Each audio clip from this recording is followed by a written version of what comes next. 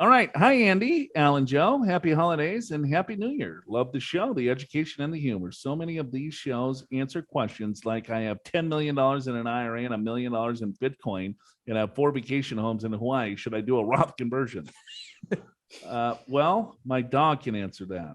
How about someone with $1 million in a 401k with a $30,000 pension, retiring at 60 with $60,000 in cash, and taking Social Security of $44,000 combined at age 70 with spouse? Does it pay for that couple to do a Roth conversion? And how much should they convert? Any chance you can spitball that scenario on your show? Best regards. It's Paul from Jersey. So, all right, yeah, let's see. You're spending 60, right? Oh, no. 16,000 in cash. We actually don't know the spending. Yeah, well, Paul, we need to know a little bit more info, bro. Let's pretend he's spending 60,000. Let's just answer that. Well, then, yes, I would do a conversion. Yeah, and here's the way you think about it, Paul, is $60,000 of income. You get a standard deduction of 25,000, right? So that leaves $35,000 of taxable income.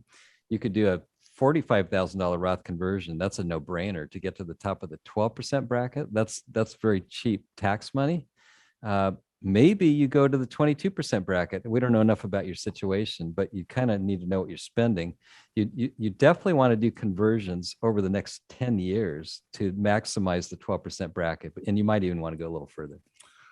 Yeah, I mean, yeah, they have $10 million or $1 million or 100,000.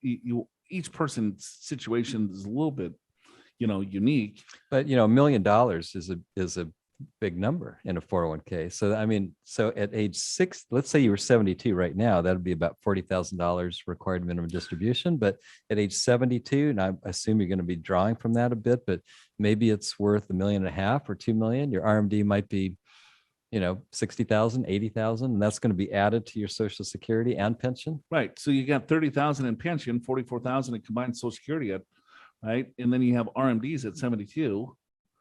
So you're at $73,000 of fixed income, right? Plus whatever RMD is going to happen. Yeah, which means you would be in what is now known as the 22% bracket, which is why I said you might want to do some conversions even in the 22% bracket. But there's a little bit of a catch here, and that's you only have $60,000 of cash to pay for the taxes. So that's why I was thinking at least convert to the top of the 12% bracket, because that's very cheap tax.